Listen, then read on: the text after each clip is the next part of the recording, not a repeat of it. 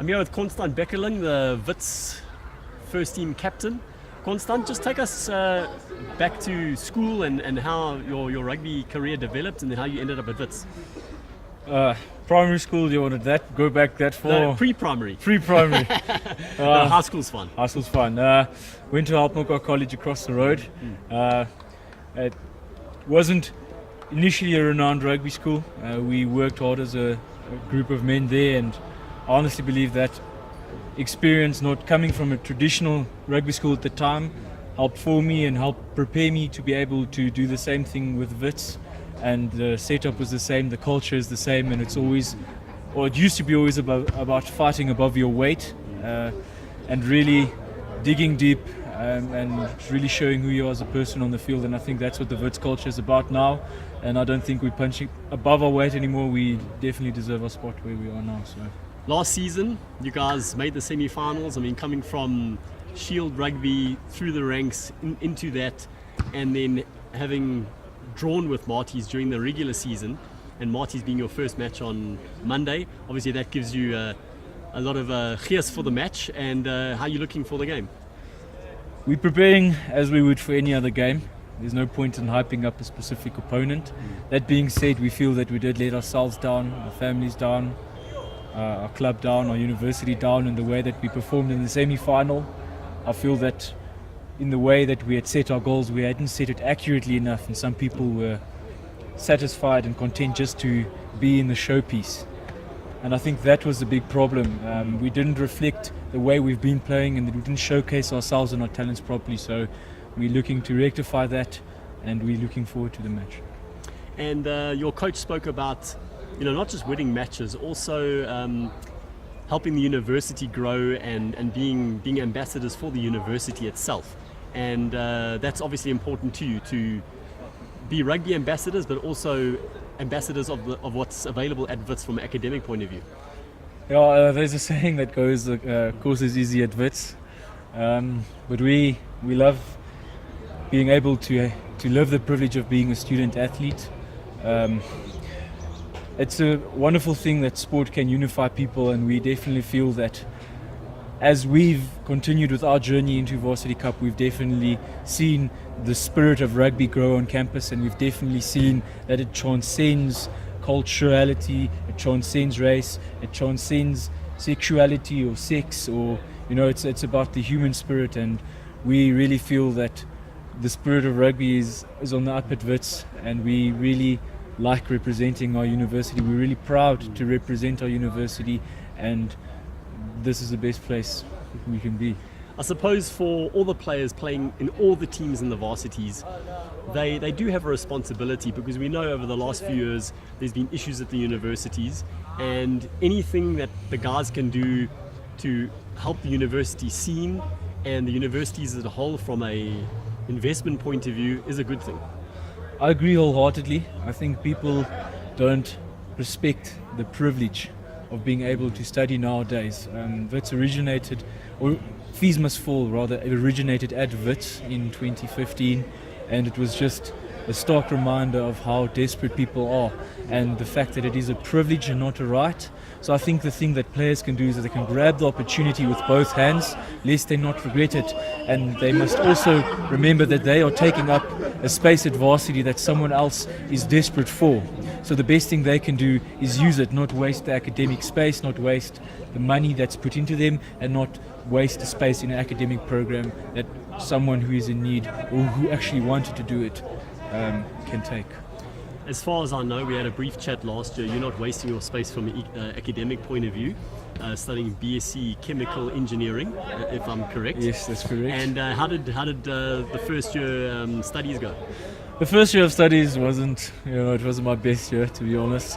I ended up repeating a subject, and from there on, I was on the 5-year plan. But I think I've matured substantially since then, and I haven't dropped a subject since. And I'm in my final year now, looking to complete my course. And where do you want to go after this? You're playing fairly high level rugby, but I presume that I always want to call you the quintessential varsity player, where you're at university to study and you're enjoying your rugby at the same time. Well, I definitely think enjoying the rugby is first and foremost, and that's what Varsity Cup is. That's exciting about it. Everyone does enjoy the rugby, and there's a big. I can say there's a big. They stress it, because it is student rugby, and it's rugby that rocks. They should also enjoy the studying. It is an experience as well, and I think that rugby players shouldn't forego that balance. They should walk the varsity career path as well. They should experience all the nice things that you can experience as a student, academically, socially, and it just comes down to being a balanced human. I would say after rugby, I haven't really looked after this year. My short-term goal is to finish my degree, and I'm hoping to get accepted into my master's. And hopefully, if something happens for me, I would definitely consider it rugby-wise. It is a passion of mine, and if I am in the opportunity, or I do have the opportunity, I would grab it with both hands, and it would be ideal for me in the sense that there's not a pressure that would be my sole form of income. Rugby would work for me in a sense that you don't have to worry about getting injured and not being able to provide for yourself, or one day if you do have a family, and the moment you don't enjoy the game, you're free to walk away with it and make something else of your life. Now, I know you don't like the spotlight, despite the fact that you're extremely eloquent, Faraburki. And you obviously became fairly famous last year with some of your passionate after-match interviews. So what do you have to say to guys out there when it comes to just loving life and loving your teammates and your team, because obviously you do that, and making sure that guys understand what's important in life? I'm not going to pretend that I do know what's important in life. I do know that it is an amazing coincidence that each of us are alive and that each of us are born the person that we are. We don't appreciate the beauty and the intricacy of life at the get-go, and I think that's something that does come with age, and I'm not there yet. Hopefully I won't be able to look back and regret, but my advice would be to live life to the utmost. Enjoy every opportunity, embrace every opportunity you can, make good friends, be a good person, enjoy yourself, don't take yourself too seriously, I would say, and at the end of the day, just be yourself, be true to yourself. Life's too short to feel that you have to fit a certain mold or stereotype. I would say just go for it and be yourself. Well, as you can see with this moustache, I'm not taking myself too seriously, and No one else is either. and my show generally is more about Major League Rugby. Yeah. They've started the second season of rugby in America this past weekend, and there's a lot of opportunities for South Africans specifically in America. They're adding another 2 teams next year. There'll probably be 11 or almost 12 teams in Major League Rugby. So for some of the Varsity Cup guys, if they don't quite make it in the South African scene, which is extremely tough, there's opportunities over there. And I mean, why wouldn't you want to go live in America for a few years and enjoy the land of the home and the brave and play some rugby at the same time? I definitely think it is a very good opportunity.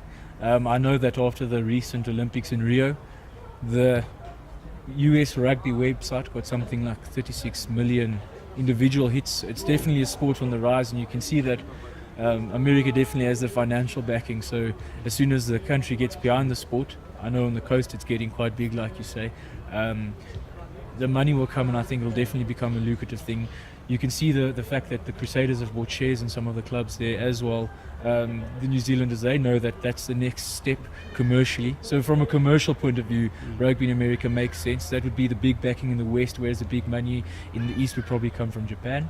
I do have a think if you're looking for an opportunity, if you can build a life for yourself, it's almost a no-brainer. It's a microcosm for what's going on in our country in the moment. It's difficult to get jobs, it's difficult with your qualifications, so it's difficult to say to someone you should stay where you have an opportunity to build something for yourself that side. So I do think that if the opportunity is on the cards, go there, learn. You've got nothing to lose, experience a different culture, make new friends, and it's just new stimulus. So that's, I think, wonderful. Lastly, what would you say sums up Wits rugby as a whole? And I know you made the semi-final last year, so obviously that's a minimum target. But other than that, what are you trying to achieve as a team? I would say that's the thing that sums up Wits is the fact that we honestly do play for each other. We're a very small club. I think it's not an exaggeration when I say we've got 40 rugby players who play rugby at the university. So we're a very tight-knit group, and we do play for the boys. We've got a saying: we love Wits, we love the Blues. That's what we stand by. That's what we die for one another. And I do think that epitomizes what we are about as a club. It's about showcasing what we mean for one another, and it is also about proving to ourselves and to the rest of the world that no matter what your station in life or no matter what your opportunity, you must believe in yourself and you must just go for it. Yeah. Well, thanks very much. Thanks for joining us, and all the best for Monday. Thank you very much. Cheers. Cheers.